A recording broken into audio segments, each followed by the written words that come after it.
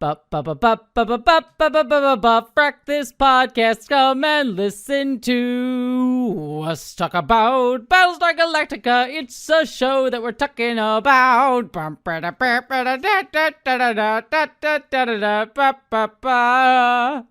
Hello, interwebs, and welcome to the Frak, this podcast. I am your horrible host, Jesse Gender, and I am joined, as always, by...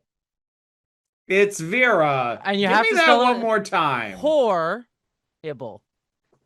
Horrible. Yeah, so it's basically the same word, just with a W on the front. Huh? How you doing, Vera? Deciding whether or not I'm insulted. Why? Why would you be insulted? Why would that be your adjective? Why wouldn't it be? Have you taken up a side gig I'm unaware of? If Yeah. so, I would love to support you in it. Yes. So, listeners, as I've been kind of teasing for a while now, I'm doing several new podcasts at this point. Mm-hmm. So I am cheating on Vera. You cheating bitch. I have completely by accident became like an overwhelming podcast producer because I was doing a podcast with you for the longest time. I've been doing one recently over the past few months with my friend Spotted Giraffe Genre Friction that I've just been doing, every other week over on Jesse Gender After Dark. And then completely like out of the blue, was not seeking these out.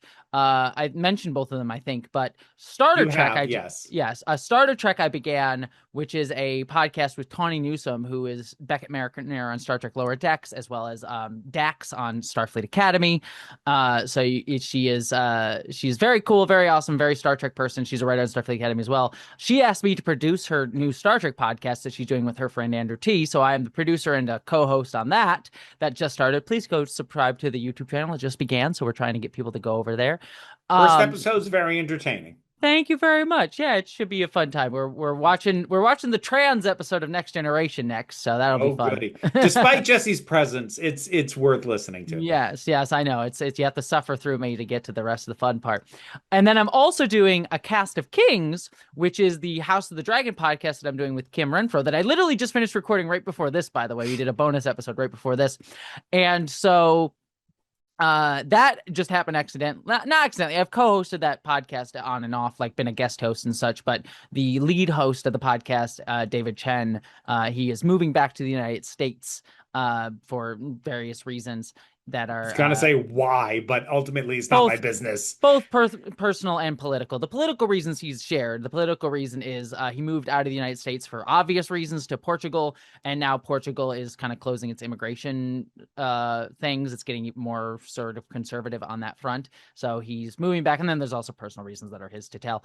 But yes, so he asked me to just come in and take over hosting for this season. So I'm doing 4 podcasts where I was doing 2 for a time. Happy to do it, but yes, I am whoring around with podcasts. But the reason I chose that is because this weekend I did have my birthday party, a belated birthday party where a bunch of people came, and we realized at one point that all of my co-hosts except for you, Vera, were there, and Dominic Noble, who knew you. So he's like, I should tell Vera. I was like, I'll tell her myself. But yes, Tawny Newsome showed up to the birthday. Giraffe showed up to the birthday party, and then Kim Renfro also showed up to the birthday party. And so I'm just your shameful secret. Yeah, you'll podcast with me, but I can't meet any of your friends. I get it. I get it. No, I will say because I was very drunk. Do not hate me. The way I was very drunk, the way I introduced you, I was like, yes, my other co-host, Vera, she's really great. I love her very much. We do a Battlestar Galactica podcast. She does and I couldn't think of the word. She does the thing where you take your clothes off. And then Dom came in. It's like burlesque. She does burlesque. And Tawny looks at me and is like, yeah, I was wondering what you were talking about. Like a Tuesday? You're talking about like a Tuesday night? Like, what are you? I mean, technically I do several things where I take my clothes off. Yeah. Yeah. I mean, you do that as well, but I meant burlesque. But I was very drunk. So you have to forgive me. But yes, It was just very funny. Good grief. Yeah, so that was my... You are not allowed to be my wingman. No, God, no. I am terrible at that. Do not. Well, speaking of my birthday... I Yes. have a gift here. I actually make sure I'm not showing my address on here. Okay, good. That's Well, fine. it's been out of focus so far. Yes, well, So I got a box here that does not have my. I'll try and keep my address away from the top here, but it's a birthday gift from somebody, some whore that I know. So I have a knife. I'm gonna open it. I did when I was bringing it upstairs hear it gurgle, so I'm fairly certain there's a liquid in here. I might be wrong. We'll see. All right, let me not try and break your thing, but also try and be entertaining for the viewership. there might even be several things in there. Ooh, several. I like several things. You put tape on too well, and I'm trying not to stab myself. Watch it, I die opening your on camera in front of you. That would be ideal. Podcaster dies opening birthday present from co-host. In front of co-host. All right, I got it. There we go. All right, let us see. Oh, there's tape on the inside one too. There's more tape on the second. Who does that? What kind of monster does that, Vera? All right. Ooh, you got me little green things. I did. I like little green things. Oh, there's so many of them. I figure you'd love those. Well, I do. All right, let's see what's in here. I gotta dig. Gotta dig. All right, I Just feel accept some. that the packing peanuts are going to get all over Yeah, the I'm just place. trying not to. All right. Ooh, what is this? Smells like damn dude. Light a candle, will ya? Fuck. What? So I'm gonna show that to the camera. Hopefully it reads. I don't know how well it does. It just says It's it fuck. Yeah, kind of. You can kind of see it there. yeah. Fuck. Fuck in big words. A candle that just says fuck. Wait. It's minty. Why Yeah. does it smell minty? See, the thing is, there's like a whole line of those things, like with really cool names. Honestly, most of them smell kind of bad. Like they're not meant to, they're meant to smell good. Most of them smell bad. That one did Yeah. not. Lime mojito is that one does. That's what it's called. It smells minty to me, not limey. I like it. I mean, that's I very mean, funny. mojitos have mint in them. Oh yeah. I don't drink enough mojitos. Oh my god, there's so I just okay, screw it. I guess I'm just packing peanuts or getting it. All right, it's just happening. It's just happening. I'm trying not to, but they're all over me now. It's just going. Oh my god, Except the mess. there's so much paper. Ooh. Gin barrels in American oak cases. Bar Hill Reserve Tomcat. Damn, this looks fancy. Tis. Bar Hill is lovely. I've been to their distillery in Montpelier and had their cocktails. Wow. Um, it's good stuff. There's one other thing in there. It's small and you might have to dig for it. All right. Well, let me put that there out of the way so it's not going to get hurt. All right. I mean, is it breakable? No, Okay. So many packing peanuts. All right. Okay. That'll get tossed there. I think that was empty. Maybe not. We'll see. Maybe it was in that. Oh, here it it is. shouldn't be. Here it is. Ha ha! Make it soap. Ha ha! Look at that look at that little Bacardi staring into your soul. Thank you so much. These are really cute. Ooh, Earl Grey scented. Ooh, that's actually smells rather nice. Enjoy. Thank you so much. And now you've given me a mess. I have given you the gift of a minor disaster. Yes. Well, thank you very much. I will definitely enjoy this. Oh, I All of it. know. Yeah, that'll be a good time. Thank you very much. How are You're you, welcome. Vera? Thank you for the birthday gifts. I'm doing okay. I'm in the process of trying to get ahead enough to take my vacation Yep. Yep. next The month. perennial problem. Yep. Yeah, so I'm doing like more vacation than usual because I've got the family vacation that we do every year, but like the week before that, I'm going to take a trip down to Jersey and then to Philly to meet a few mutuals who I know through Mm. sites. Sites. I Yes. bet I know the kind of sites. The spicy sites. I mean, like strictly speaking, I didn't meet either of them through spicy sites, but like they do both have spicy They sites, are so found on spicy sites. they are. Look, there may well be collaboration material in my future. That's all I'm saying. Well, that sounds like a lot of fun. I hope you have a really good time and a good vacation, and I hope Thank you. a disquiet doesn't follow your soul for the terrible things that you are about to do to yourself and to others. And speaking to that was a transition. Speaking of which, we're talking about A Disquiet Follows My Soul from 2 weeks ago, our comment section from that episode.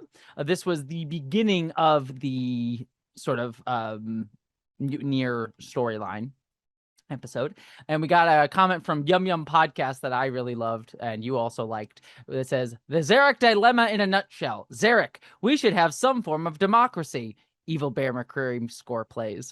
Yeah, It's kind of, pretty much. yeah. Sir Jedi Sentinel says, hearing Jessie's thoughts about Disclosure Day and her own script reminds me of writing advice I saw from Alan Moore. I'm paraphrasing. Consume everything you can, even the bad stuff, especially the bad stuff. The bad stuff may be an even better motivator because it makes you go, my God, I can write something better. Which, Yeah.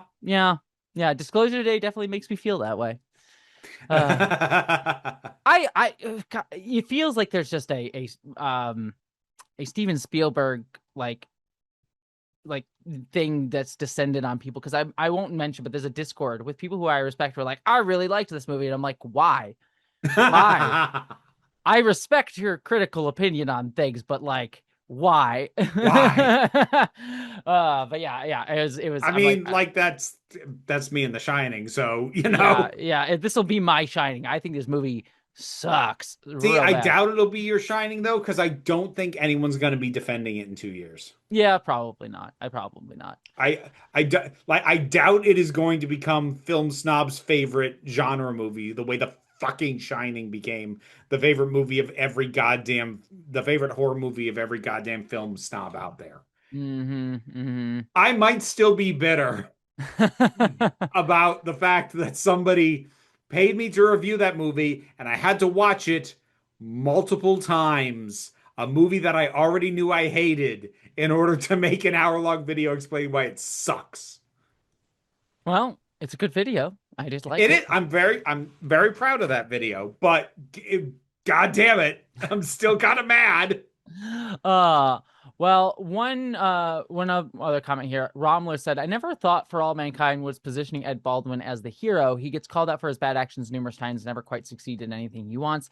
Yes, I don't want to get too far into this, but I did want to address this point because I have a thing about this character. But like, yes, the show is aware that he is an idiot a lot of the time, but he continually fails upwards, and yet and he is an asshole, and yet the show still pays him the same level of homage, if not more homage. Like, his spoiler for All Mankind, everybody skip ahead a second, but in the latest season he dies in the 5th season from old age, and he is given this like very thoughtful like vision where like they have guest characters come back in, like his wife comes back as like a quick like to say goodbyes. He has a vision before he dies, and it's like this whole thing, and it's this big send-off for him that no other character has gotten in the show. They've had like big deaths in the show and send-offs, but nothing of that level. And it is this like heroic, beatific moment for this guy who for the entire show has just been a self-absorbed, self-entitled asshole. And the show seems to like want to present him as like this complicated yet heroic dude. And I would argue that he was not that. I mean, quite literally in season 3 of the fucking show, he throws a hissy fit because a black woman gets a position ahead of him who's like, I respect you, but you know it deserves to go to me. So he quits NASA, goes to essentially that universe's Elon Musk, and becomes the leader of his fucking mission, and then wins or like is part of like this race to Mars. And I'm like, and the show presents this as like complicated, and yeah, he's a bit of an asshole, but there's still a little bit of something admirable about him wanting to get out there, isn't there? Sort of thing. You know what I mean? Yeah, you've talked about that. Yeah. So it's like I don't think the show is like uncritical of him, but it's certainly not as critical of him as it should be or could be. So There was another comment from Romler as well that if it's accurate, I found very insightful. yeah, please. Ron Moore admitted that it just plain slipped everyone's mind while they were deciding on the characters to reveal as the final 5 that Gata. well, no, it's not gated. Romler wrote gated, but it's not gated. It's Tyrrell. Had a kid. So this was their rushed cover for that. And it's especially weird because Callie and Hot Dog never had a single scene together. And it really doesn't help that Callie is long dead, so they couldn't work in a full explanation of their idea that she'd had a one night stand with Hot Dog the day before Tyrell first asked her out, which meant that fans all assumed she cheated on him, and the show's crew had to clear it up in interviews. And like the the thing is, like I don't know if that's true. If it is, I believe it. But like, how do you put so little thought into who? Like, I remember, I think it was Robot Chicken making a joke about this show Mm-hmm. where it's like, well, how do we decide who to reveal as the next Cylon? And they had Ronald D. Moore throwing darts at a dartboard with names on it. And I feel like this is the first time that I felt like that was accurate. And it's not even that like the chief doesn't work. It's just that, okay, if he's a Cylon, this is the super obvious thing that you need to cover for. Did nobody think at all about the implications of making these people, or did you just pull your names and go, yeah, that'll do? Because that's what it sounds like, and that's just there was it's just evident that there was so little thought put into so many decisions that are presented like big deals across this show, and god damn it, man. Yeah. Yep. Yeah. Mm. Well, speaking of that, we should get a little blood on the scales, as it were.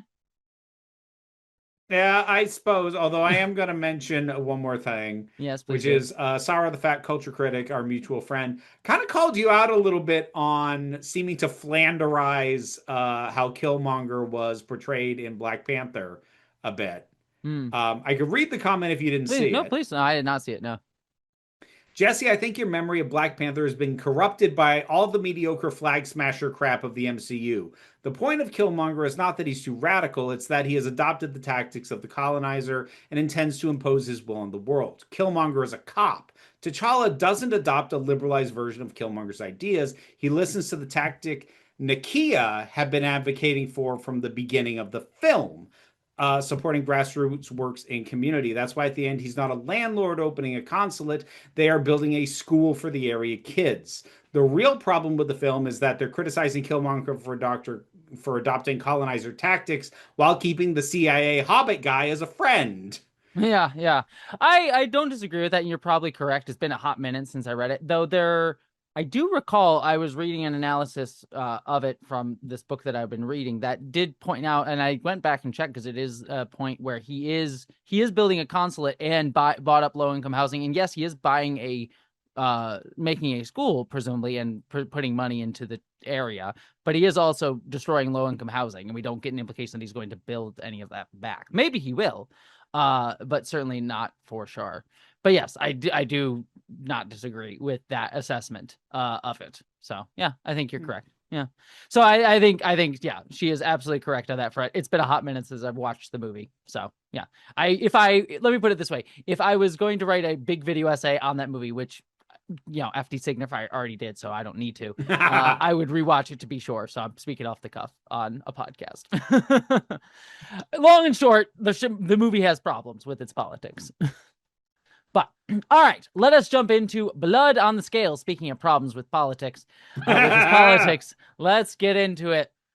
We start off our episode with picking up on the cliffhanger from last week's episode where we have Rosalind's ship heading to the Cylon base star, and Gata has told the Vipers that they can shoot it down. Hot Dog is out there along with another guy, Narco, I think Narcho. I think is his I name, don't something like think it that. matters. Yeah, either way, Hot Dog is essentially very reticent to fire on the ship, especially since he doesn't know who they are. Like, they haven't identified themselves yet. Whereas Narcho is much more gung-ho, but he is further away. Hot Dog eventually learns, because Rosalind calls over the radio, that it's her. She says, "Do not fire. I'm on this. Mutineers have taken over the Galactica." And then she's finally jammed by Gata's crew on the bridge. And Hot Dog does not shoot. Narcho tries to, but in doing so, he misses as Athena sort of like banks, and it hits the base ship, and the Raptor is able to board the Cylon base ship.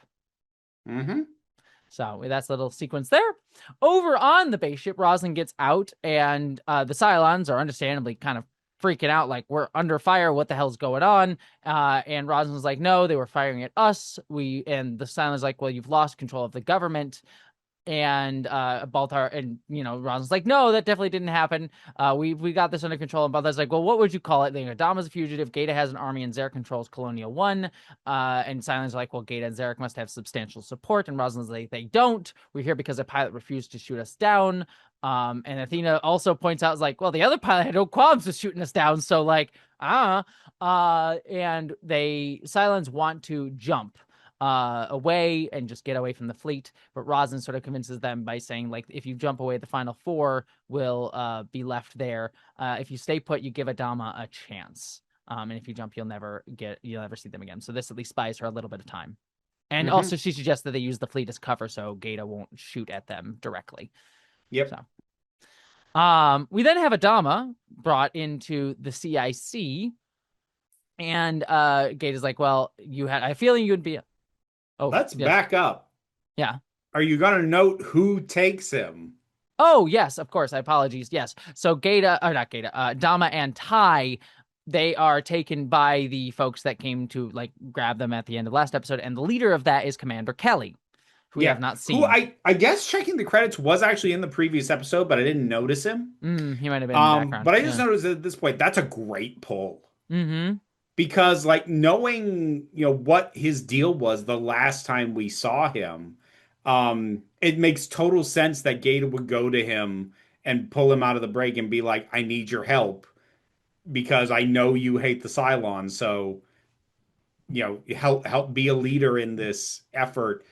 That's legit a great pull. Yay, they had a great writing decision. No, seriously. And like I even talked about how much I liked the last time we saw him, how it isn't even like this anger or vengeance. He was just straightforwardly saying like, you should kill me because I'm never going to stop trying to do this. It wasn't emotionless, but it was still very matter of fact. And he has been very sporadic across the show. I think he's only in like 8 episodes in 4 seasons, but he's been very well used when he shows up. Yeah, it's been sporadic. I think he goes all the way back to he's in the miniseries too. So I suppose technically 10 episodes if we're counting the miniseries. But yeah, he's been sporadic, but they've deployed him well when he has shown up. Yeah, he gets a good arc throughout the whole series. So yeah. Well, so Kelly brings him up to the CIC on Gata's orders. Tai is sent to the brig, it should be noted, with the other Cylons. And yeah, Gata and him start having this conversation where Adama's like, I care too much for the ship to let it be overrun by rats. And Gata's like, if only you cared about the people on it. He tries to convince Adama to call Roslin and tell her to surrender. I'll ask you one more time, Admiral. And this sort of gets Adama to laugh. It's like, oh, well, you're the Admiral now. Look at me. You're the Admiral now. And he drops his Admiral pins on the sort of desk on the CSC for Gata to grab. Gata goes to try to shoot the base ship, but then it moves into the fleet. And he sort of orders everyone to the fleet to spin up their FTLs and alert the ship captains that with the coordinates of where they want to jump so they can jump away from the base star. So Kelly goes and also preps the ship for Zarek's arrival, Colonial One's arrival on the Galactica. Yep. So we have that happen. Colonial One arrives on the Galactica, and Zarek sort of walks through the hangar bay, and Starbuck and Lee see him. They are also in the hangar bay and sort of watching him get on the ship. Roslin then calls from the Raptor on the base star, but all channels are jammed, so she's unable to get a signal out to the fleet. And then we have a quick little cut to the brig with the Cylons where Hilo is kind of knocked out because he was beaten last episode. And Anders like, I wonder what they're going to do. And they sort of, I think Tai says to him like, oh, we'll probably cut off one of your legs in retaliation for what you did to Gata. Is sort of the thing that he implies. And also worth remembering, Hera's in there with her dad with a bleeding head wound. So let's just remind everyone that we are traumatizing a child, or we would be if she was a character and not a plot device. Yep. Yeah. She's not a person. No. Like she's not. What? You remember the time she drew in her book all those sixes? That was definitely a personality there. Don't introduce characters you have no intention of doing anything with. If they're this unimportant, just have it be a fucking MacGuffin. Just have it be a token or a trinket or a magical amulet or fucking whatever. There's no need for this to have been a person. Well, wait until you find out why she's Oh, important. god damn it. I'm gonna fucking hate it, aren't I? You'll literally find out in the last scene of the last episode. So, Oh, I'm gonna fucking hate it. I'm just calling it now. I have no calls on what the deal is because I don't care enough to try and guess, but I'm calling I'm gonna hate it. yeah, last scene of the last episode, one of the last few lines of the show you'll learn. So, yep. Anyways, we'll get there when we get there. We have a scene between Garrick and Garrick. God damn it. Gata and Zarek. God damn, that's their ship name, but it's also a character name from Deep Space Nine. Great character name. Anyways, Gata and Zarek, they're sort of talking about like Gata's like, you didn't have to bring the whole quorum. And Zarek's like, well, I want to. I can try and convince them to come over and impress upon them that we need to move, and that's why I brought them over here. And Gata's like, well, I want to do the right thing, and we can't move on until everyone answers for what they've done, and that starts with Adama. So and Zarek was like, ugh, you've still kept him alive. He has that sort of frustration. So Yep. we then have a quick little moment, and this will sort of be recurring throughout the episode, as Tyrell is sort of exploring and trying to duck from, the patrols that are going on, and he does see Romo Lampkin is brought on board. He's sort of been dragged over here, and he sort of has a lens like, don't suppose anyone's going to feed my dog. So we get his snark. Yep.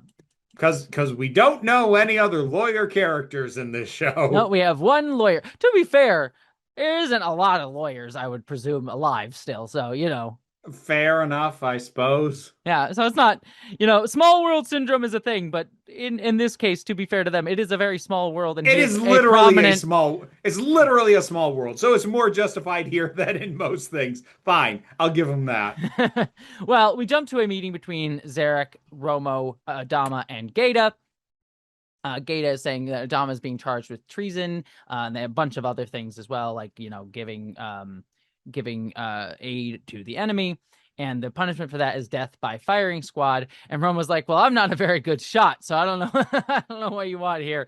But Zarek points out like Adama is entitled to a court martial, and he needs a lawyer to handle his defense. And Adama's like, "They need a pimp."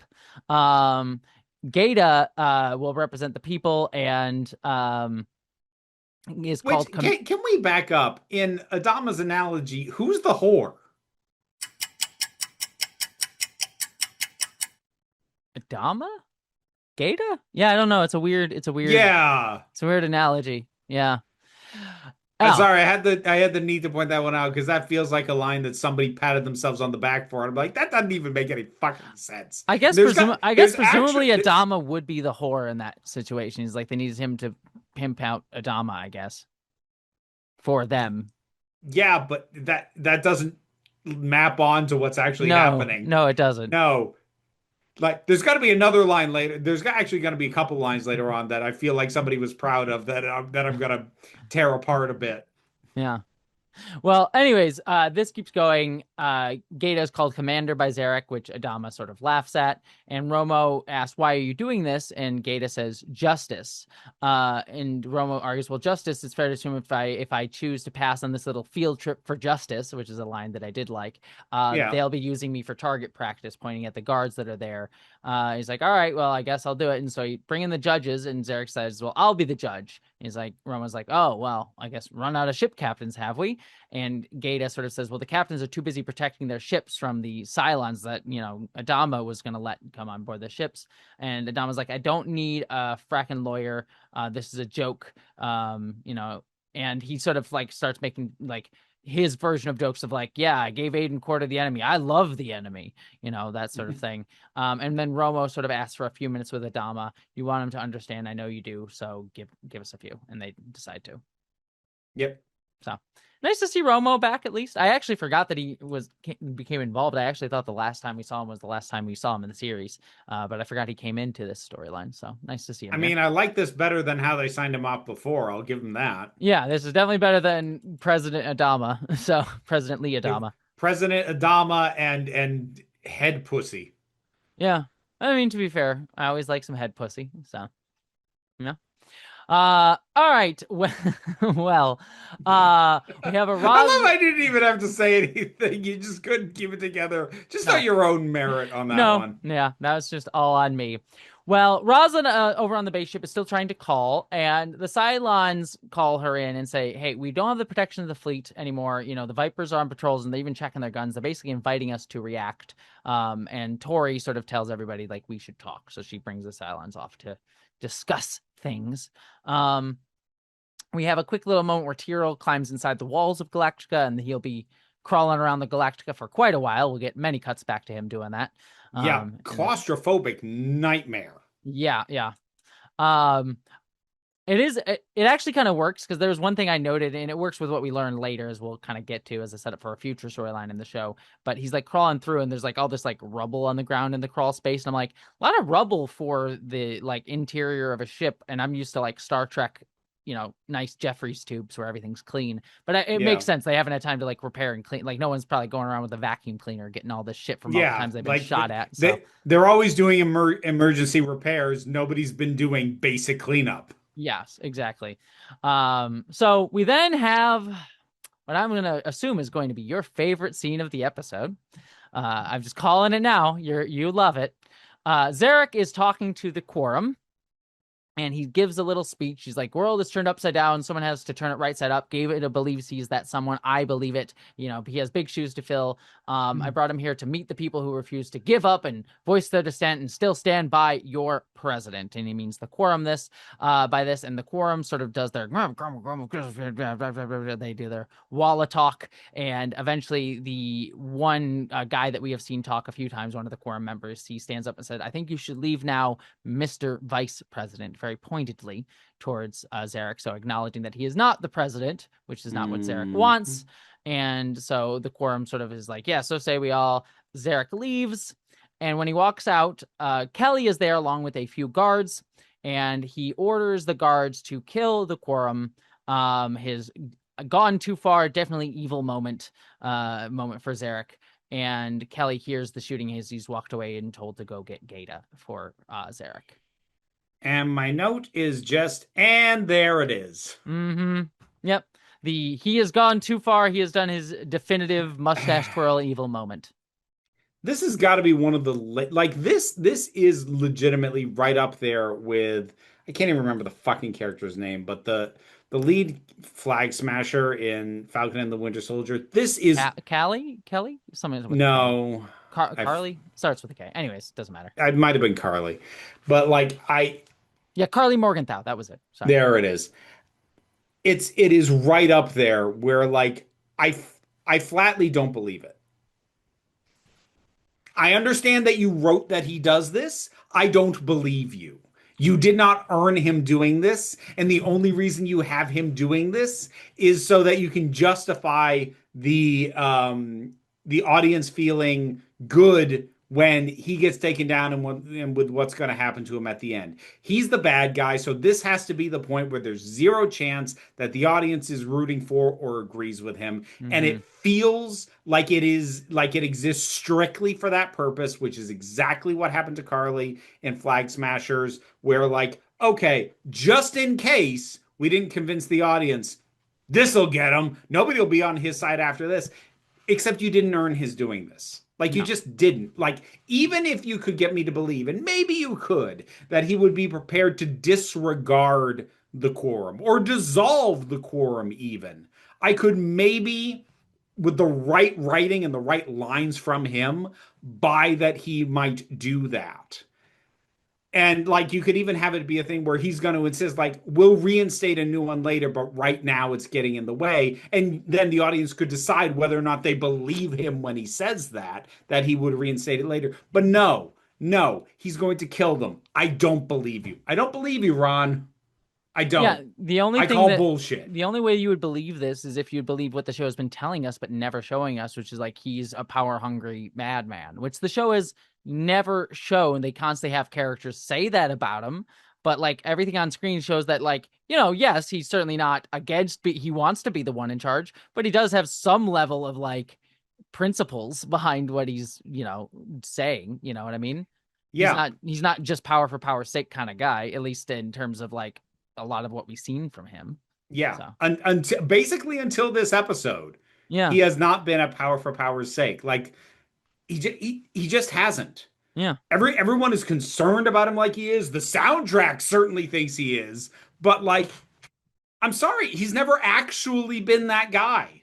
yeah. Certainly he doesn't like from what we've seen. He certainly doesn't not like being in power, but Oh it's yeah. yeah, No, no, yeah. no. But he has a different vision for how the system should work. And up until literally this moment, his vision has been more in line with the principles that are supposed to govern this thing. Mm-hmm. Because like the thing with Adama and Roslin, and you can argue over whether or not they've been justified in doing this, but the two of them have been circumventing, set aside, and going around multiple principles of the democracy and how it is supposed to work if they truly mean recreating what it was before.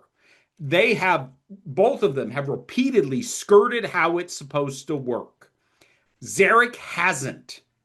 So everything that Zarek has done has demonstrated that he's actually been trying to bring things more in line with the principles that Adama and Roslin set aside whenever they inconvenience them.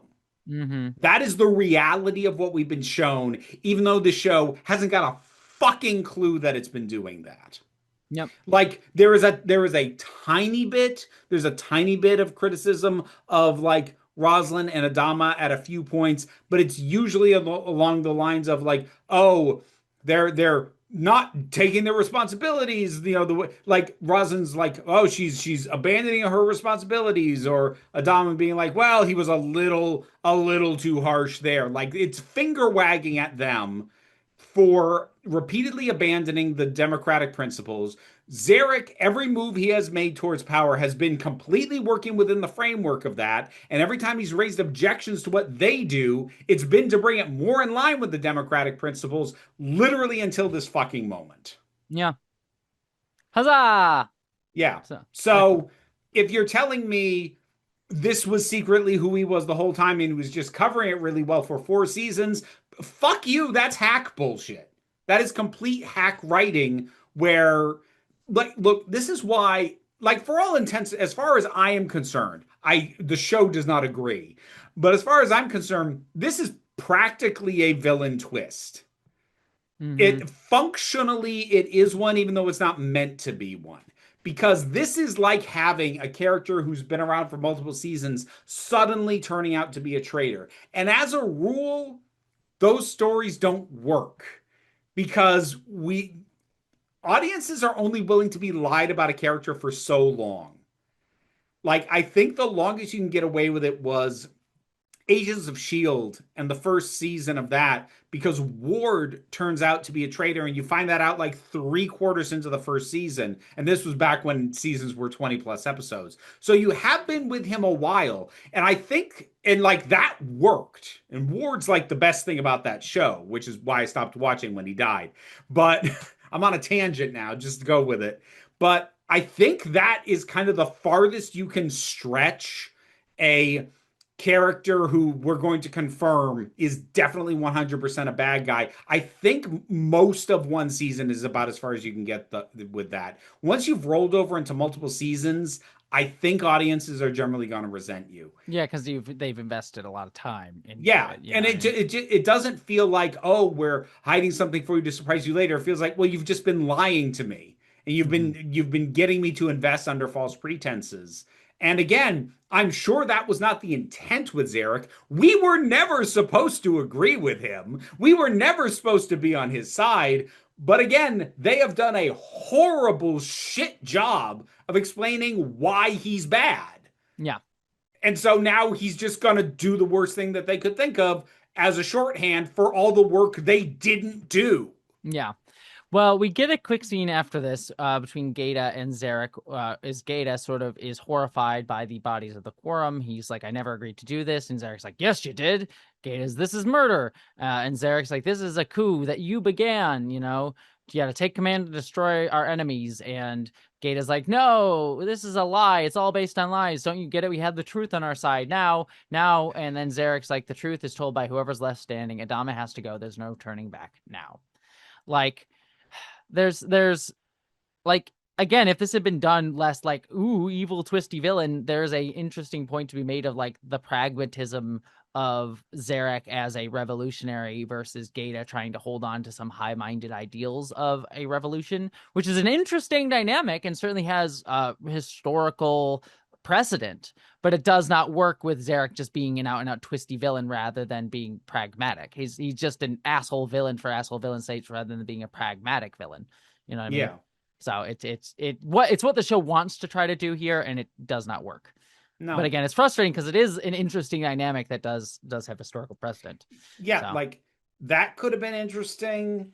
If the show was actually prepared to make a thing out of it, you could have him be an example of how, regardless of what you intend to build with it, there are certain tactics that are going to taint whatever project you're trying to build. You could have made that kind of argument with him if he's going to go this far, but they're not going to because spoiler, he's going to be dead by the time this episode's over, and I bet you probably never brought up again. yeah, they want to try and do like a Trotsky, Lenin, Stalin thing and have no idea how to actually do the nuances of all of that shit. So yeah. Nope. Nope.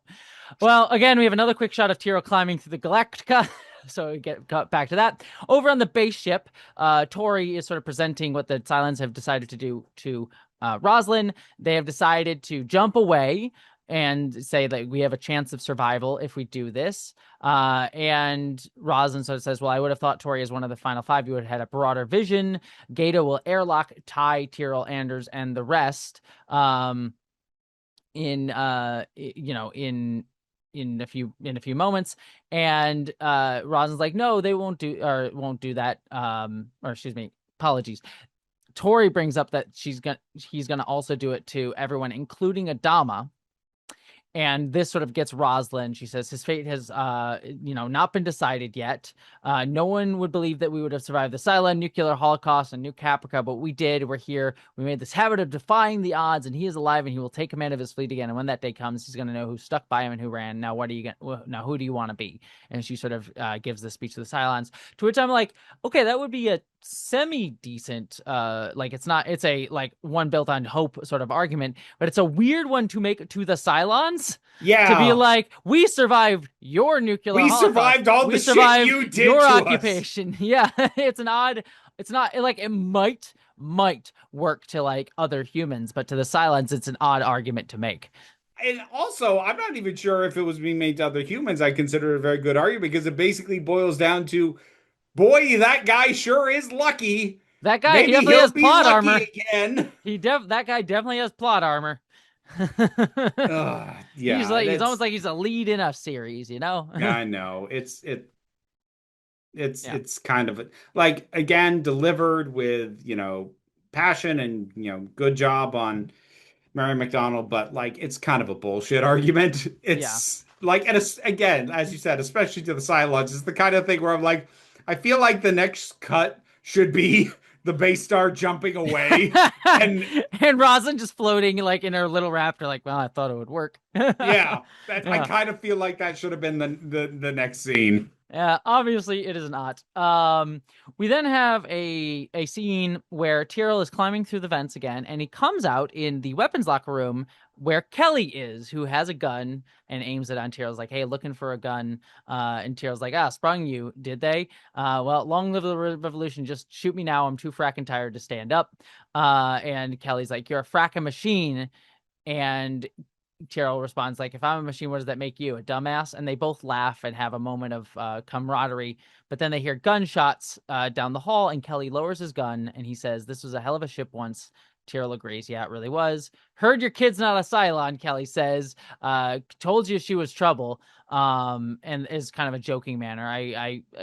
It alludes to like, oh, haha, look at Callie, she was, cheating on you or whatever, which I at least like that it like doesn't land that way. It lands as like sort of like, yeah, just joking sort of thing. Well, Which like his actual, especially helps that his actual line is, "I could have told you she was trouble." So it comes across more like, you should have asked me about what I thought, but you didn't. It yeah, felt yeah. more like that and less like your wife's a whore. No, yeah, it felt more just like buddies talking in a joking manner and not terribly at Callie's expense, which Yeah. it I mean, rides the lines well. it Yeah. is still a little bit, but like that's about the softest way you could have delivered that. Yes. And she's like, yeah, it wouldn't have mattered. And then Kelly sort of like thinks for a second and has a moment, and he aims his gun back at Chief and he says, go on, keep going, get out of here, skin job. Has that sort of like, get out of here, dog. Get out of here, Yellow. I don't want to talk to you anymore. Go. That sort of Yeah. vibe. So I so potentially controversial take. mm-hmm. I think Kelly should have still shot him. I think that would have been ballsy as hell. And I think it still would have fed into where they're going with him. And I'm not saying this doesn't work. Mm-hmm. Like it's a little trite the final moments of this, but I think the scene up to that point I think is possibly the best scene in the entire episode. Yeah. Um the dynamic between them, and like these guys have only shared a handful of scenes, I think, Yes. but the sense of camaraderie there is really strong, and I actually really like the evocation of the sense of, if were it not for the specific circumstances, I wouldn't have a gun pointed at you right now. Mm-hmm. And I like evoking that sense, and I like the way that it's played. I think it would have been ballsy as fuck to just have him shoot him anyways. Mm-hmm. But even not doing that, I do think it still works. Yeah, no, it does work. It's a good scene and probably the best scene of the episode, I would agree. By a hot mile. We then cut to Adama talking to Romo. There are two guards there listening in, but they are talking. And Adama's like, if you think you can get me to cooperate, you'll get a and think that'll get you a pat on the back instead of a bullet. And Romo's trying to convince, like, put your innocence on record. And I was like, I won't make a statement. I mean, no, I won't betray my beliefs with the testimony. And Gata and Zarek are going to fail. And then Romo sort of whispers to Adama, is like, hey, try to delay stuff. Your people are mobilizing out there. I saw them give them a chance, but then the soldiers sort of step in, and Romo says, we're ready to proceed. So, yep. Yeah. So delay. Quick little bit where Starbuck knocks out a guy and takes a gun and gives it to Lee. So now they're both armed. We then get to what I am sure is your second favorite storyline of the episode, which is Baltar is over on the base star, and there is A6 there, and she is hot near him, and he's interested. And I wonder where that's going to go. Are we supposed to recognize this specific six? No, this is just A6. Okay. At least as far as I mean, if we are, I didn't. So I think this is just supposed to be A6 that is there. I mean, like it felt like it maybe was supposed to be a specific one because like she doesn't have the bleach blonde thing going. Yeah, well, she's not Caprica 6, and the only other 6 that specific 6 that I would think we would know would be the one that got killed already. So like, oh yeah, Athena. that's right, she did. So I don't think there's any 6 on the base star that we would know for sure. So we're just meant to take it as read that every 6 Kind of has the hots spot for him. Yeah. Fuck off, man. Yeah. God fucking damn it. Yep, that's a thing. Well, we have Lee and Starbuck have a quick little scene where they are debating trying how they want to take the brig. And Lee has this kind of clever plan where he throws a grenade, shoots all the guards, and then walks up and grabs the grenade. He's like, I never pulled the pin. Well, he doesn't just throw the grenade. He like throws it and yells, grenade! And like they all see it. And yeah, there's this moment of panic. And then he just walks around the corner and shoots them all. Yeah. Yeah, no, it's kind of clever. Yeah. Well, they go into the brig. And Lee is freaking out because like, where's my father? Because he assumed Adama was going to be in the brig with everyone. And they said that Kelly took him, or Ty does. And he's like, what happened? And they need to figure out what to do. So they head out with everybody, and they're gonna go look for Adama. But Anders stops to try and get a weapon. And during this, some guards come across them, and Anders gets shot in the neck. Anders is bleeding out, and essentially this just sort of leads to Starbuck staying with Anders and telling everyone to go. They need to get out of there, and Anders is trying to save his life and get him to Coddle. Mm-hmm. So Anders is bleeding to death. Something of a spoiler on this as well. Unless I missed something, we don't get resolution on whether or not he's dead by the end of this. No, we do not. We do not. But he is not. I will say he is not dead by the end of this episode. So okay, good, but like, yeah, it's a frustrating thing of this episode. He's not dead. He does not die. I'll give you that. So yeah. Like it's so infuriating because like the end of the episode has these slower moments. Like, so it's not like it was at a breakneck pace at the end where there wasn't time to cover whether or not he's alive. Just like a shot, just a B-roll shot of like him in sickbay, you know? Yeah, just fuck this show, man. Yeah. And like add him to the pile of good characters the show doesn't realize are good. Yeah. Like well, I think the show legit forgets that Sam is like one of their most consistently well-written characters if they ever realized it. Yeah. Well, just wait. Oh God, I hate you. I hate when you say that, and I hate that you made me watch this show. We're only 6 hours. Send the booze back. Send me the like. I don't know if you noticed. I'm only drinking water. I'm out of alcohol. Only 6-hour episodes left here. I swear, we're almost there. And a movie, 2 movies, and a spinoff. The spinoff's so good. Stop talking. Stop. Well, Gaeta and Adama are going through the motions of their trial. Gaeta's like, you let us twist in the wind, you derelicted your duties, you gave Avon comfort. Romo attempts to like, you're badgering the witness. And Adama's again pushing back. He's like, I gave them access. I gave them comfort. They gave it to me. Again, he's sort of like, playing it up. God damn it. Zarek gets a call. And on the call, you can hear that it's, Ty and the Silence escaped. But Zarek says to everyone that Saltai was killed trying to escape as a way to try to mess with Adama. This does sort of get Adama to shut down. Like Gaeta says, I'm sorry. And like a beat seems to be an earnest sorry, but then he's like, but you did give aid and comfort to the enemy. Ty was a silent, you let him remain the XO.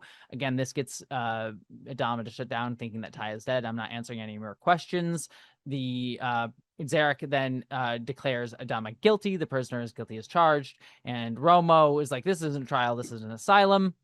And that is one of those lines that I think somebody was proud of that actually needs fixing. Yes, it does not make sense because like Romo should have known this from the start. Like he's not much of a... That's not my problem. That's not my problem.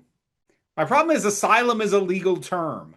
So it confused the hell out of me for a second, trying to figure out what meaning of asylum was. The line should have been, this is a madhouse. Yes. Yeah. Which, hell, you could have had him go over the top Charlton Heston with it and have it be a Planet of the Apes reference. I don't care. It's a madhouse! A madhouse! But, like, asylum is a legal term. Yeah. So, yeah.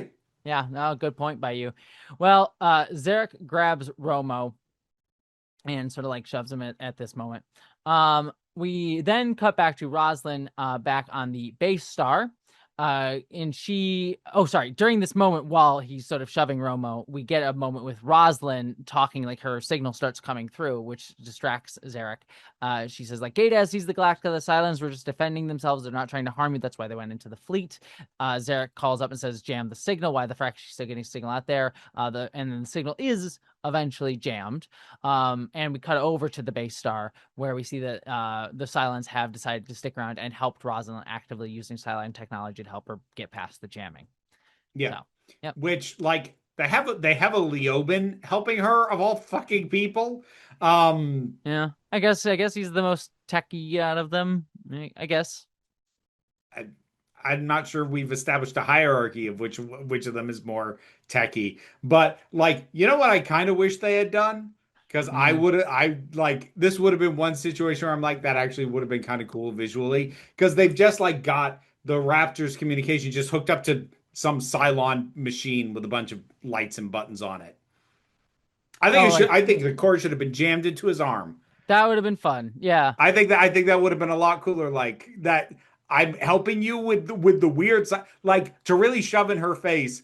Yes, I am a Cylon who's helping you in the most Cylon way possible. Yeah. That would have been much better. Yeah. Yeah, big fucking missed opportunity. Yeah.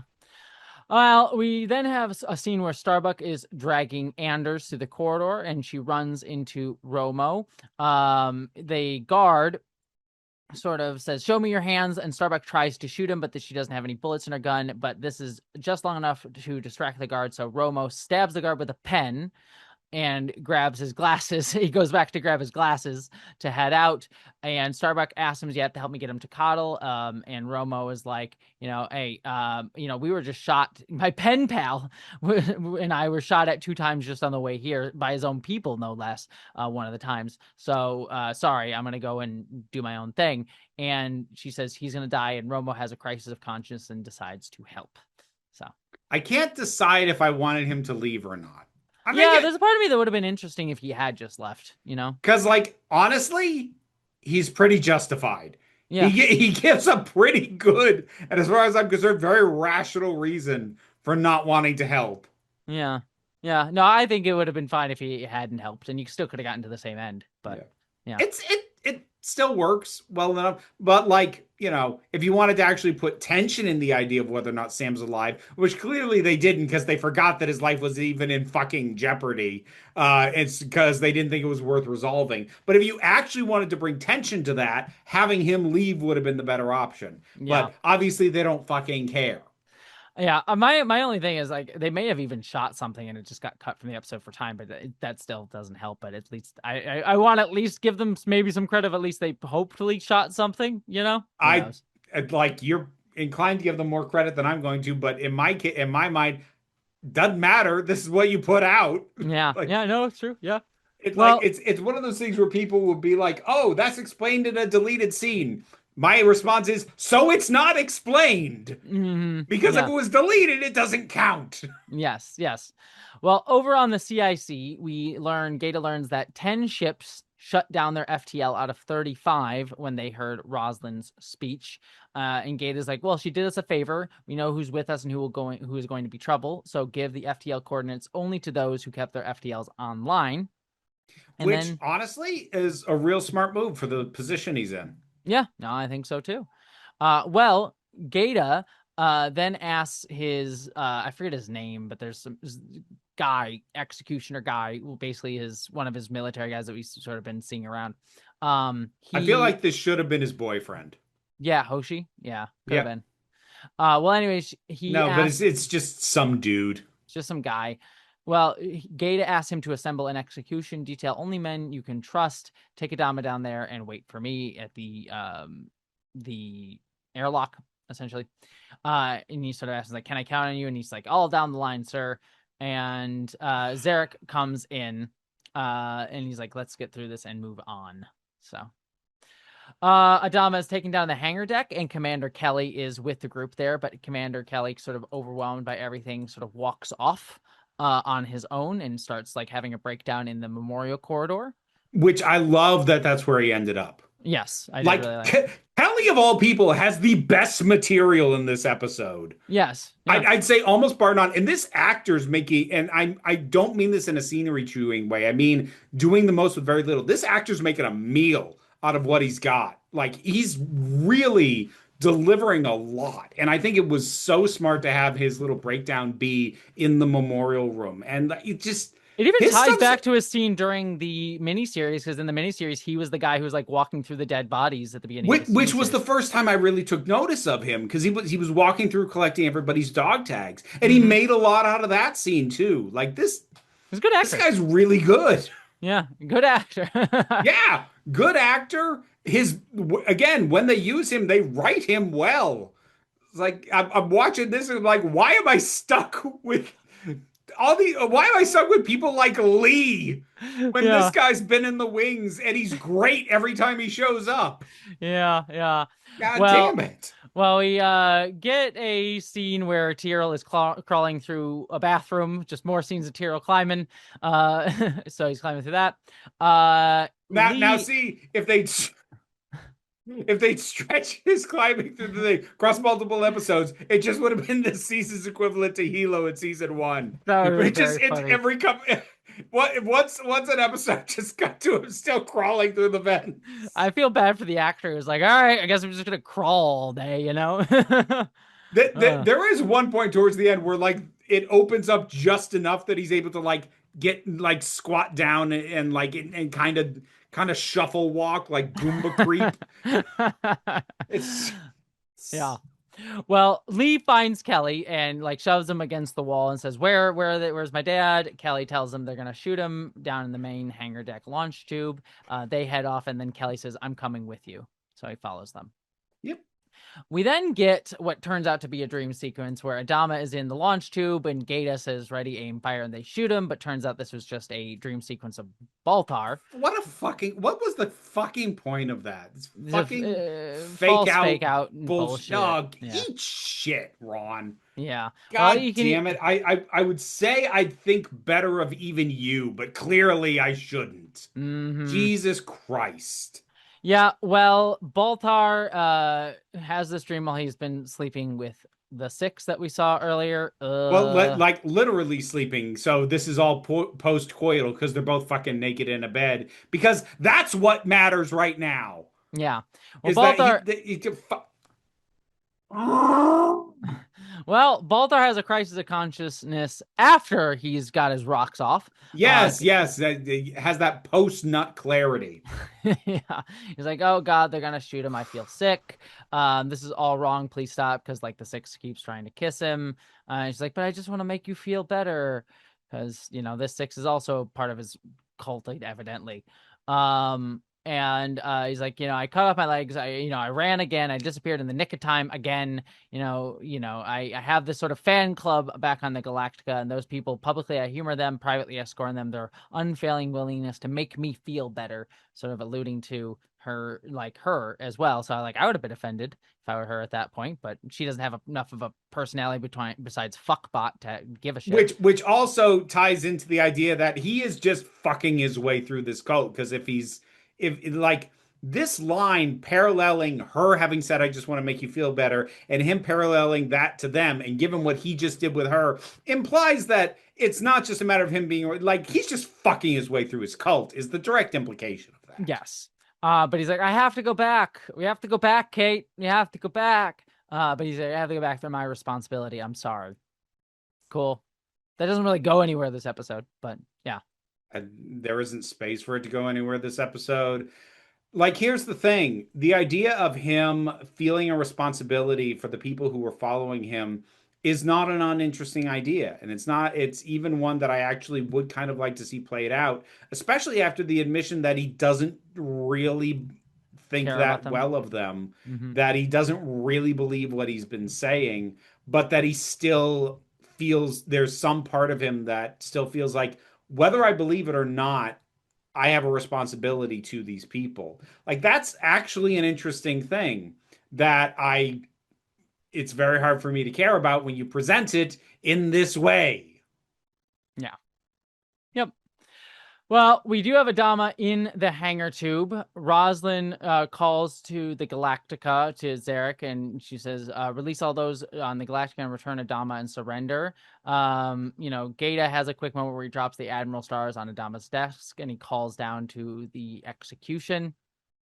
And we cut to the hangar deck, and turns out that Ty has a gun on, executioner guy, and they have freed Adama. They have saved him in the nick of time, and they have the firing squad on their knees, and Kelly's there helping them. And they, Adama sort of connects with Ty, says, "I thought you were dead," and Ty says, "I was there for a while." Adama says, "I want to take back my ship." Adama goes up to the executioner guy. He says, "Sir, I always respected you, but I hate the silence, and I can't take orders from a leader who won't fight them." Tai almost goes to shoot him, but Adama stops him, and Adama says to tie him up. So he's not going to execute all of these people like Starbuck did, or would have, I should say. In Adama's office, Gata takes off his leg brace and sort of feels the pain of his leg, his amputated leg. And we have, again, more Tyrell climbing through the ship. I just like to make note of it. Zarek is in CIC, and Gata arrives, and he's talking to Roslyn. He's like, "It's over. Laura, Tai was killed. Adama was tried and found guilty of his crimes, and a firing squad just executed him. It's done, Laura. You need to think about the people of this fleet now and surrender." Roslyn says, "No." She, in her sort of like grief at Adama, she sort of yells him, "Not ever. Do you hear me? I'll use every cannon, every bomb, every bullet, every weapon I have, down to my eye teeth," which is an interesting word, "to end you. I swear I'm coming for you." And she says this, and like the Cylons all have this like a shocked, aghast look as she's saying it. And I'm just sort of like, she's like running your, like, is she running your ship now? 'Cause she's like, "I will use every bomb I have." And it's like, they're Like, your bombs, not hers.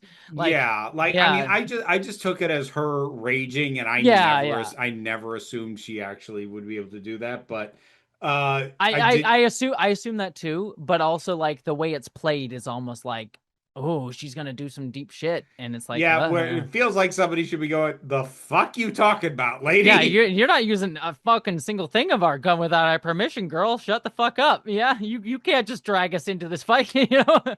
Like, they're at least playing kind of neutral at this moment, and now she's like made them active, like hostiles, you know, by doing so. I would have actually been pissed, but whatever. Anywho, Gata sort of takes umbrage with this after they hang up.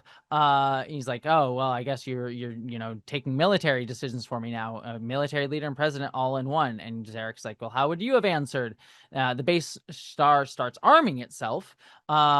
And Gata tells everyone to start, spooling up the FTLs, telling everyone to head out. There's been enough killing. Tyrell, down in the Galactica's bowels, is at the jump drive, which is actually kind of cool to see what the jump drive actually is. I think this is our first time actually getting to look at it. It's like this big engine-y thing.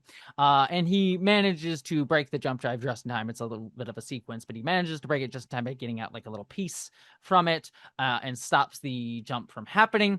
And right at that moment, Adama gets up to the bridge. There's been scenes throughout all of this where he's been walking, and more people have been joining him as he's been walking, as they head up to the bridge. Gata is, Roslyn saying like surrender, and Zarek's like saying launch the birds. Gata, what are you doing? We have to defend ourselves. And then Gata has his moments like, oh, one day soon there's going to be a reckoning. And he says weapons hold. And at that moment, that's when Adama takes back the CIC, and he connects with Roslyn and says, stand down, the Galactica is secured, stand down. And Roslyn is relieved that Adama is alive. Mm-hmm. So, yep, the mutiny has been put down. And as Adama sort of takes back the bridge, he has a little bit of a staring match between him and Zarek, and then him and Gata as they're taken away. Yep. One small thing here that is set up for a future episode, but as Tyrell is sort of relieved from having stopped the jump drive, he looks up and he sees this big crack in the actual structure of the Galactica itself. Yeah, I saw it, and it's weird because, like, I don't know who visually designed it. It doesn't look like like, I had to get my brain out of Doctor Who mode because it looked like claw tears. Oh, is what it looked like. Oh, now we got a monster on board. Yeah, which I know is not what's going on, but like, my brain did not read it as crack. It read it as tear. Yeah. But yeah, there's structural damage deep in the Galactica itself now, but we'll come back to that in a future episode. That's just set up. Roslyn arrives back on the Galactica, and she and Adama reunite and have a relieved moment and hug each other, which was, well-performed little beat between the two of them. I did like that. I like the acting there. as someone who does have some investment in their relationship, I did like that. And then we get a scene between Gata and Baltar. We don't know it's Baltar at first, but Gata is sort of smoking a cigarette and sort of talking to someone and telling about his childhood. He's like, I used to scribble when I was a kid, and I was 9 years old. And Baltar's asking questions like, how old were you? And he's like, I'll tell you one thing, I had fracking amazing ideas. Restaurants shaped as food, huh? And yeah, he's like talking, he's like, I was interested in engineering, photography, but I think I would have made a better architect. And then I discovered science, and I thought I was really good at it until I met you. And Baltar says Felix, and he tries to say something, and Gata says, don't, and please, no religion. I'm fine with how things turned out. I just hope that people eventually realize who I am. And Baltar says, I know who you are, Felix. So I know it's a petty thing, and I know like he's talking about like as a kid, and like as a kid, yes, you just have generic science class, but there was a part of me that's like, and then I discovered science. I'm like, that's the vaguest shit ever. we are Like, doing science. Yeah. yeah, I think my annoyance with that comes with my at this point my being fed up with the trope of the all-purpose scientist, Yeah. which is what somebody like Reed Richards is in Marvel. It's like, oh, he's a brilliant scientist. What branch of science? All of Science. them, All apparently. science. Yeah, science, biology, chemistry, Yes. physics. Yes. Like what? Yes, science. Yeah, it's very funny. Yeah, it's like you weren't interested in like cosmology, and that's why you joined the military because you wanted to go into space, like any of that shit. Yeah. Nope. Astronomy, like what? I said astrology, didn't I? No, I guess you said cosmology. okay, cosmology still works. Which does work. You didn't say astrology. If you said astrology, I would have called you on that. Yeah. I wondered if I had. Anyways, yes, and then we cut to Felix and Zarek are in the launch bay. He looks, Zarek looks over at Gata, and they have a little smile to each other as they're about to be killed. Baltar is there to witness this as Adama orders them to be killed by firing squad. And right at 3, Gata looks at his leg and says, "It stopped," meaning the pain. Right before he is shot, and we end out the episode. So goodbye, Zarek and Gata. Mm-hmm. We buried our gays. Technically, I barely count it. Yeah, it does. I wouldn't really either, but yes, we did do that. Yeah, that is the episode and the end of the Mutineer plot line as we head into the last sort of arc of the series. Vera, what did you think? Do you know how depressing it is for me to hear you say this is considered one of the best arcs in the show? Yeah. And then I confirm this by going to IMDb. There's one episode of this season rated higher than this on there, which is Revelations. Was that next episode? No, that was the one where they first find Earth. Okay, yeah. But no, these two are the next two highest rated episodes. There's only one other that's above that hits a 9.0, and that's the second to last episode of the season. Mm-hmm. And on that friggin' Rolling Stone list that ranks the whole thing, this and the preceding one are numbers 7 and 6 and are the highest ranked episodes of the 4th season. So apparently this is as good as it fucking gets from here on out, and it's all downhill from here. I mean, I like the next episode. You know how depressing that is? Well, we can get through it together, Vera. We're in this together. I do. Well, we'll see how it holds up. I do like. Let me put it this way: there is a single scene from next episode that I really love, and influenced me heavily. So we'll give it that. We'll give it that. Look. This is gonna sound really condescending, and I don't mean it to, but I'm just gonna own this fact. I get how if you've bought into this show's bullshit, that these are a couple of really good episodes. You've been Stockholm syndromed enough. Yes. If this thing successfully got you invested in a way that it completely failed to do with me. No, actually, that's not even true. It did get me invested, but then it lost me by continuing to pull a bunch of bullshit that it also pulls in this. I get why people would think well of this, but God fucking damn it, does it pull some of the same shit, including the shit that it wasn't necessarily pulling before in regards to Zarek, but the shit that I was just waiting for it to pull because I knew it was going to happen. It's I get why it's well regarded, but for me, it is just another example of why I hate this show. Props to Kelly. Yeah, Well Kelly was written, great. Yeah. well written, well used, well acted. Love Kelly. We won't see him again for the show, but god damn it, he might end up as officially my favorite character in the goddamn series. I mean, I would still probably put Baltar up there as a best character in the show, even if it is just like loathsome. But at least the show got him fairly good all the way through. So Yeah. yeah. But yeah, I'm with you. It is disappointing because yeah, this does not live up to my memory. Again, this was one of my favorite things, so it does not live up to it. Yeah, it doesn't. My hope. This is something I mentioned in my spoiler minute. Was like I wondered how much like the characters would take on board the criticisms of Zarek and Gata, and it does not seem like they have at all. And it was No. like one of those like, oh, like within Black Panther, the like, yes, maybe Killmonger is wrong, but we take on some of his concepts. And like there's some His methods were wrong, but he had a point. yes, but this does not even give Which that. has its own problems and Yes, why yes, that's of course, still of kind of course, of course, bullshit of course. narratively, especially because of how standard that became. But that is something. Yes. This is nothing. Yes, this is more of a thing at Gata of like, look at you being thinking you could be all idealistic. Fuck Yeah, you. look at you being tricked into siding with the clearly bad guy who was only a clearly bad guy this episode. Yeah. It's like, oh, you think it reeks of that thing of like, oh, you think you could do a revolution and do better than democracy and the slightly authoritarian leaders who are, ruining democracy. Fuck you. You're gonna end up worse. You know what I Yeah, mean? fuck you and your heirs. Yeah. It's like, don't do a revolution. You just gotta have a Gavin Newsom. It's like, shut the fuck up. You gotta have a Gavin Newsom.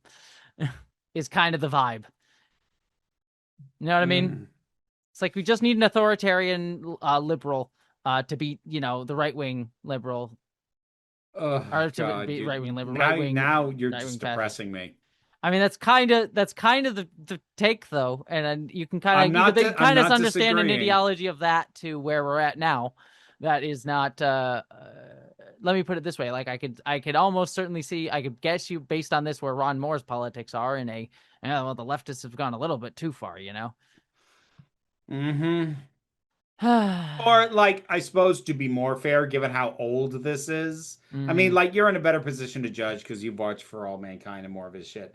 But like, I could say I could guess what his politics would have been at the time that this was made. I don't Yeah. necessarily, because I personally haven't watched his other shit. I don't necessarily want to extrapolate out to what he is now. You're in a better position to do that I than will I say am, For All though. Mankind does kind of still bear that out, especially how he treats the unionizers in season, I think we're on season 5 now, so season 4. I will say season 5 does do a slightly better job by the revolutionaries and the working class, but that is also the season where he's no longer a showrunner because he fucked off to do God of War. So, For All Mankind, I still have issues with this latest season, but it definitely does better by the working class folks in that season. So You want to hear something depressing? yeah. The Union episode from this show, the Mm-hmm. one that was almost great, Yes. but then completely fucking botched it at the end. One of the best rated According to episodes. Rolling Stone, second best episode of the show. I mean, if you erase that last scene, last Yeah, 2 scenes, I but guess. you can't. Yeah. Centrism. It's great. I love it. I love centrism. I'm gonna chalk up my love of this show to like I hadn't come out as trans and I didn't realize how revolutionary I actually was. This was Obama era shit. All right, I had hope still that the system could work. All right. I get it. Look, there's plenty of stuff that I think if I were to go back to, I'd be like, oh, well, shit. But like, Yeah, god damn it, I man. mean, there's an essay in me about this show, but I mean, it wouldn't be particularly revelatory, but it would be like this show is the kind of, like argument of like anti-Bush liberals like post 9/11, but still wanting to do the like we're still the America police, kind of folks. You Yeah. know what I mean? That's kind of that vibe of politic. And this episode certainly bears that out in its complete not understanding of the interesting potential and ideology that they have with Zarek, who is by far a very fascinating political character that the show is just always like, ooh, he's evil. He's doing something dastardly. And I'm like, man, like again, one of our commenters from the beginning of the episode, like, I want democracy. Evil music plays, Yeah. Yeah. And like the thing, I think, like, to be fair to the position that I suspect that the show is taking, and assumes the audience does, I don't think the show is ever intentionally proposing that the things Zarek says are innately bad. I Mm-hmm. don't think that's the show's actual position. You could argue that is the functional result regardless, but I think it'd be more accurate to say that we are meant to take it as a given that no one saying the things Zarek says actually believes them and is only doing them to get power. Yes, and I think that's the thing where it's like he's just becomes a Baltar, because Baltar is shown, and I think they accurately show this. Like he will also say revolutionary sort of things, like anti upper class sort of things, and why am I blanking on the word now? It's late for me. Where you just play populist. He uses populist rhetoric, but doesn't really ultimately, like, he will believe some level of it, but ultimately doesn't have a real big ideology to back up his populism as a sort of Elon Musk or Trump. I mean, Elon Musk has capitalist ideology behind it, but like Trump doesn't really give a shit behind his populist rhetoric, Yeah. besides his right-wing bullshit. So like Baltar is that, but then they also kind of play Zarek as that, but like just better at getting actually into politics. Yeah, which means that collectively between the two of them, the show is saying anyone speaking to the concerns of common people is a fraud. Yeah, which is, Because yeah. if you have it just be one character, then you are not necessarily saying that about the entirety of that political approach. But when you have it as both of them, and one of them could have been the sincere revolutionary, you choose to have him not be, then you're saying that people with revolutionary ideas are never sincere and are always out to for themselves. And fuck, what a cynical, goddamn shithead perspective All that I'm is. saying is Mayor Zarek's New York City is a shithole, and it kind of has that vibe, right? Like Mamdani, sort of like the right-wing propaganda Mamdani bullshit. You know what I mean? Yeah, Zarek is what the right wing portrays Mamdani to be. You know what I mean? he seriously is, because he speaks to the concerns of normal people. He appears to be trying to address that, but we have to reveal, oh no, he just wants power, which is what they keep waiting and hoping that Mamdani will end up being, and he keeps not being. And look, I'm not saying that he's like the end all be all No, he's a of politician politics. working within the system, but yeah. I expect every politician to ultimately let me down, but right now his big, oh, we got to be careful of this guy crime is he actually did the shit he said he was going to do, Yeah. and it was shit that would actually help people. Oh my god, what a monster. My favorite post that I saw was someone posted, I think, on Instagram, where it was a New York Post article that was like, it was Mamdani jumping into a pool in his like outfit, like in his like suit and tie. And Yeah. it said, and the headline read, Mamdani jumps into pool to celebrate like funding of pools, but breaks pool rules to do so, meaning he was wearing his suit to do it. And then the caption wrote like, New York Post writes about Mamdani like J. Jonah Jameson writes about Spider-Man. Yeah, no. It's accurate though. That is well diagnosed. Props to whoever added that caption. Yeah, it was very good. Give me photos of Mamdani. I need Ah! it. Anyways, all that being said, not big fans of this episode, I presume. Anything else you want to say about this one, Vera? No, god damn it. It really is all like the best reviewed shit that we're like, oh my fucking god, this sucks. Like Wait until this. you get to the finale, which is the thing that the fandom itself collectively hates. Yeah, well, see, you say that, except the second to last episode is the next highest rated episode on IMDb. And the last episode is not that big a drop off. It is lower than the second to last one. I But will say there was a video, I forget a YouTuber I like who does like pretty fun little videos. And he did a video on like worst series finales of all time, and Battlestar Galactica was on there.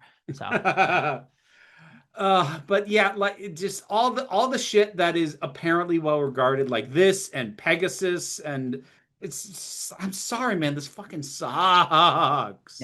Well, we're almost there. Like I said, what'll be, let me put it this way. I don't know if next episode will be good, but it will be at least interesting to talk on a personal level. There's a scene in next episode that like put a worm in my brain, and I know you'll know it as soon as you see it, Vera. And certainly was definitely a thing for me. So at least we'll be able to talk about that on a positive level next episode. Whether or not the next episode's good, who's the hell to say? But we will get there when we get there. Also worth noting, people, we are going to watch next episode, so episode 15, I believe, and then we are going to watch The Plan after that. So in 2 weeks, we'll be watching The Plan. Boy, I'm really not looking forward to that one. That's one of the lowest rated things on that That's fucking also something Rolling people hate. Stones list. Yeah, people do not like that one at all. Well, we'll get there when we get there. All right, Vera, stuff time. Stuff. You can find my stuff by looking for Council of Geeks. Patreon pays the bills and enables me to do this as my living, even if you can't help me out that way. Like, share, subscribe, all help out. And the main thing that supports is the Council of Geeks YouTube channel. Unless something has changed my schedule, then the most recent video should have been about how even if AI worked exactly the way that they all claimed it would still destroy society as we know it. So look forward to that one. Nice and uplifting, I'm sure.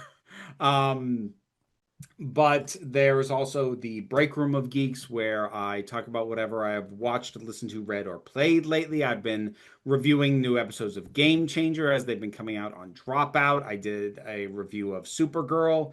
It was meh, which was a shame. It could have been better, but it didn't quite pull together. And I also put up reviews of classic Doctor Who and other stuff up there as well. Council of Geeks is on social media, but I don't feel like plugging the social media. Like, dude, who cares?